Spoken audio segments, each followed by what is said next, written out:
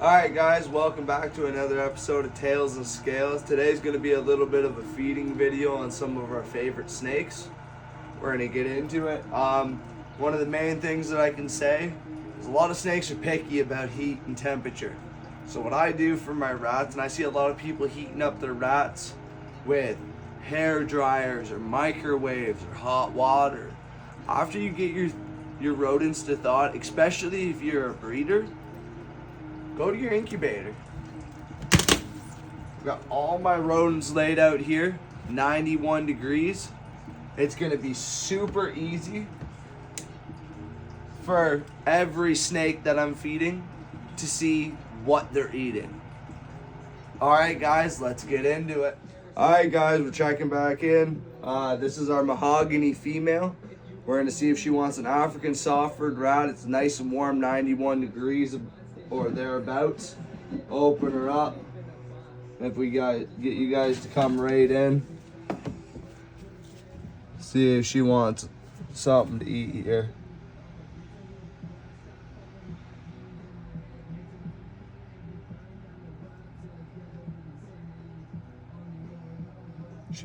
She's showing interest in it, but she's not so sure. It is breeding season.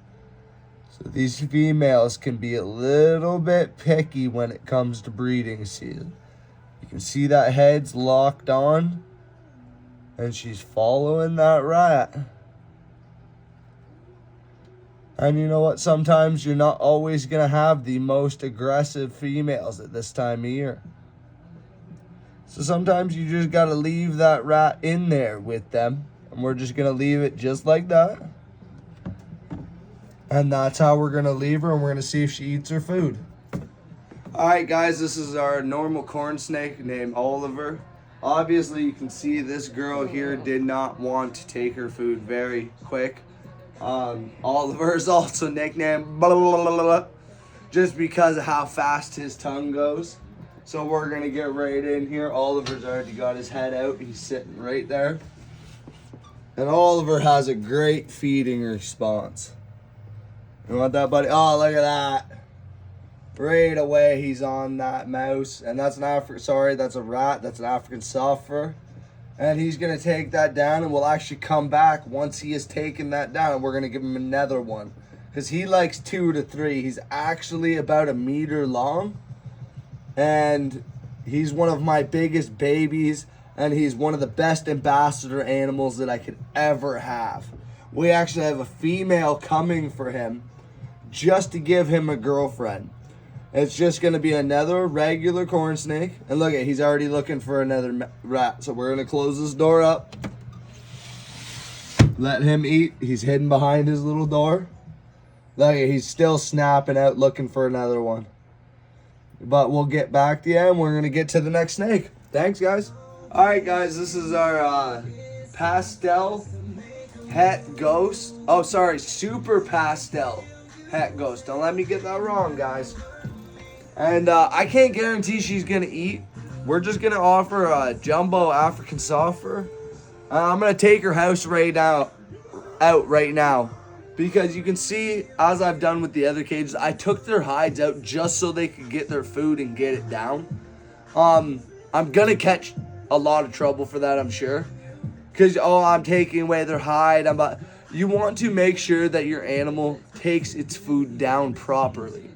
This girl is in breeding season. She has been bred, and she was bred to a super pastel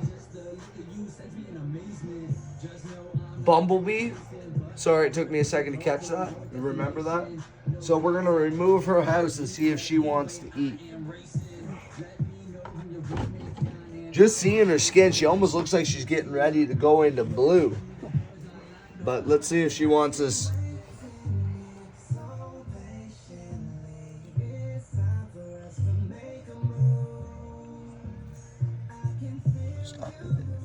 So as you can see, this girl has backed right off her rat.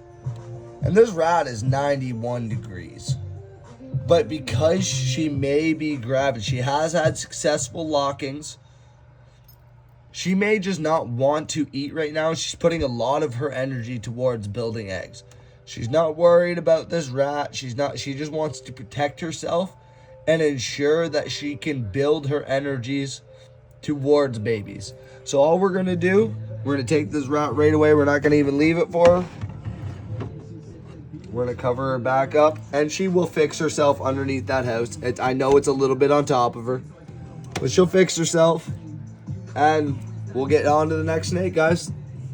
All right, guys, this is our pied female. She is a juvenile, obviously. She is a 2024 hatch, and we're gonna see if we can offer her this beautiful little wiener rat, I guess. I don't know. We got a good deal on these, $1 a piece.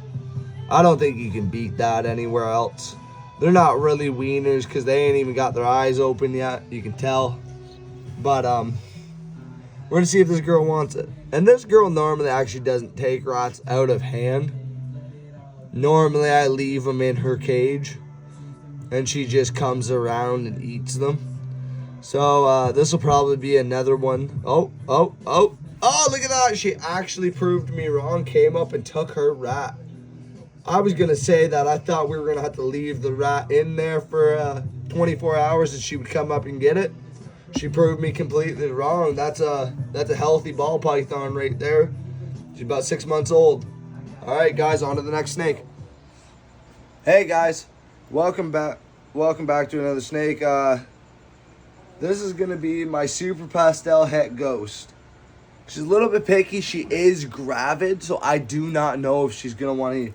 I see her out here looking. If you look down, you can see her head peeking out. Looks like she's looking. She smells rodents.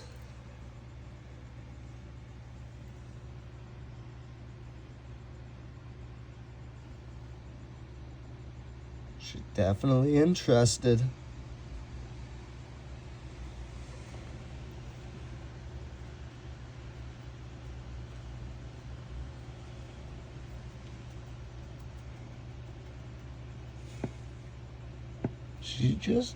She's interested, but she doesn't know what to do, it almost seems. Being very slow coming out. Let's just do that. And I'm actually going to turn off her light so she can see that heat signature and see if she comes out and gets it. And we'll check back here in a little bit and see if she gets it, guys. All right, look at it. She's coming out already. She already sees that. We're going to close that up and we're just going to leave her be. So guys, like I said, I had left this female alone with her rat. And as you can see, without me moving it, without me doing anything, she came back around and ate her rat. You don't always have to, sorry, I can't say you never, but you don't always have to do the big dance and show for your snakes. They get that smell and they want to come back around. Let them do their job just like they would in the wild. And even though that rat was dead, she's still constricting on it. That is their job. Let them do their job. And even when she's doing this, to reach in here, grab this rat tail, give it a little wiggle, and it'll help her tighten up that much more and represent a live animal that she is having to hunt for. We are trying to represent hunting, not just feeding. Hey guys, and we're on to here with a couple of our babies out of our rack. I got these guys earlier this year from a breeder out of Hamilton. I can't specifically remember the breeder's name, but we're gonna see. We've got 3 little rats here. See if each one of these little guys want a rat. And we've got 1 male and 2 females, 2 Mohavs, 1 Mocha. See what happens here. All right, we'll start with our little boy here. See if he wants a little rat.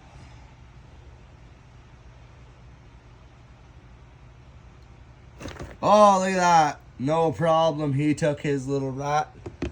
We're going to move right on to the next one. All right, this is a Mohav female named Flower. I don't know. I'm kind of a Bambi fan. I couldn't help it. We named her Flower after the skunk. Couldn't help it. And you can see her little head sticking out there. And she's a Mohav, and this is a female. See them little tongue flicks. Oh, look at that, right away again. Another successful takedown. Let's see if we can go for 3 for 3. All right, this is another Mohave female. And this is all going to be a project of these 3 snakes. Hopefully to produce blue-eyed leucistics completely. That is the whole project behind this all. All right, here she is. And she, as you can see, she's a healthy little girl. See if she wants her rat. I see some want there. I see her winding up. Oh, she's being a little bit hesitant.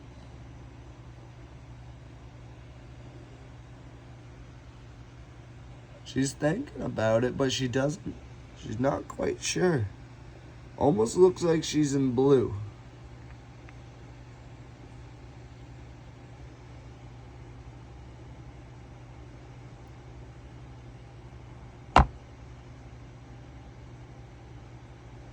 Just looking a little bit closer at her, I almost think she's in blue.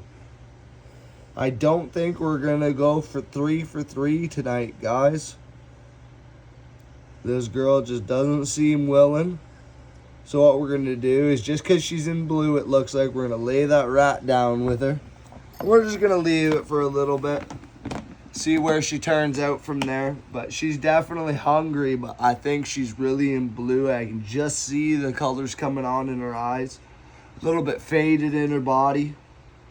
We'll see where we go from here. All right, on to the next snake. And on to our mahogany. And we're going to see if this girl wants to eat. We've got a nice jumbo African soft fur here, 50 plus grams. See if she wants to eat. She's kind of curious. But I know we have males in the house, so she may not want to eat. She just came to age where she's going to start thinking about males. And she's not really showing me much. And if you look at her eyes, I know my finger's awfully big. If you look at her eyes, they're starting to blue out. They're just starting to change colors for shed. She's not even... She can see this rat, but she's not locking onto it. I move it over here, and any other snake will lock onto it. So I'm just going to take this rat away from her. She's more defensive than she is hungry. So we're going to leave that girl alone. We're actually going to put her hide back in there. And yes, I do remove hides for feeding. It is part of what needs to happen to ensure that you can see a healthy snake. As you can see, slide in, lock down. Light actually comes up. Bottom tanks run with a heat mat. She gets her light back. She'll come out. She basks right next to her water dish. That's actually her cool side where her hide is, just to help ensure that she has a cool and hot side. All right, guys, and this is our het pied female.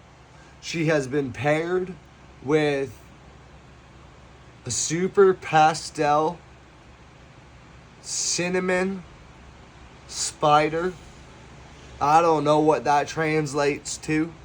I'm not the best with morphs. This is just something I do for fun and help get people into reptiles. We've got our nice jumbo rat here, and we're going to see if she wants it or not. She has been bred, so she may be gravid, she may not be.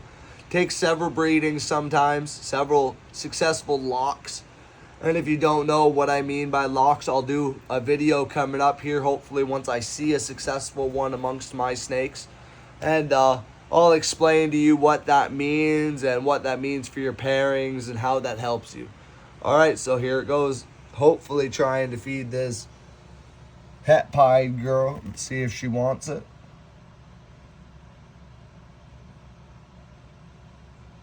Don't want to bug her, don't want to make her feel threatened.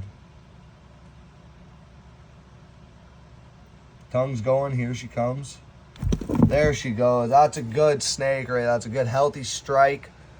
That's a healthy snake taking down good prey. You don't want to feed live. Yes, I understand in some circumstances you have to. You have picky snakes. I have picky snakes that refuse to eat frozen thawed. They will only eat live. I get it. It happens. do feed frozen thawed as much as you can. It does not help to feed live. I've had snakes myself get almost eaten alive by rats when you put them in live. I had a beautiful ivory ball python. It was actually my son's. He was 8 years old, and he went to go get a snake out one day after he had fed a live rat, and the snake was skin and bones. And it was due to lack of my inspection after putting the live rat in. It had barely been 8 hours, and that snake had been chewed up from tail to head, ended up surviving. We rehabbed, many vet trips, came out great. We ended up passing it on to a friend of ours, and they have a successful breeding project with it. But that's part of feeding live. You don't want to do that. They have teeth, they can bite. Every live rat will bite your snake in some way or another. Mouse, rat, anything live will damage your snake. It just depends on how much it will damage. Alright, let's get on to the next snake. Hey guys, and we're now moving on to our Mojave female. She actually came to us with a major respiratory infection. And I'm going to steal the camera from my lovely camera woman here for a minute and kind of walk you guys through how I pulled her out of her eye, because it's the stupidest thing that I did, but it worked. And just figured maybe my knowledge of how I've helped this beautiful animal. And look at her. She is just a beautiful girl. She's got beautiful attitude. She came in with massive respiratory infection. She had an infection in her tail. It looked like the breeder that had her before me did not care for her. This girl's taking a year off of breeding. If not, she's off forever. I don't know if I will ever breed this female. She looks like she went through a rough go. Her vent was severely torn, and you could see where damage had been done. Whether if it was from bad shed, a bad breeding, I'm not really sure what else it could have been from, other than her passing rodents and stuff like that. Maybe she got a cut, but and it's severely healed. And I'm shocked that we were able to save her. So we're gonna give her this rat, and then I'll walk you kind of through how I was able to bring her out of her respiratory infection. So here we go with the rat. We'll see if she even wants it. This will be her first meal coming out of respiratory infection. Oh, she's definitely interested.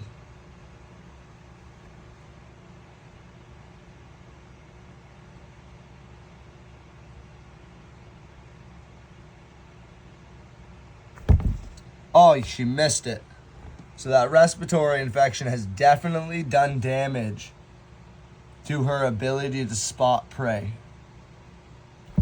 There she goes. She still got a successful strike. But I'm going to steal the camera now from my beautiful camera woman, my wife. And we're going to go about how we went through saving the snake from respiratory infection. And luckily enough, I have a gas fireplace. You can see it right here. So I literally, you can see, this is my quarantine area. These are the snakes in quarantine. And I bring them over and I set them right in front at a certain distance so that they make sure that they get their hot end on this side of the bin and their low end on this side. And I'll put about 91 on this end, and at this end with thermostats that I check, and I do have one up here. You can see how warm it is, about 90 degrees. And I'll put one snake up there, and that's where she was. And within about a week, the whole respiratory infection was gone. This is my beautiful camera woman, my wife. This is Miss Megan. She is my beautiful camera woman, and she's gonna show us a little bit more of these feedings as I do the feeding and she does the filming.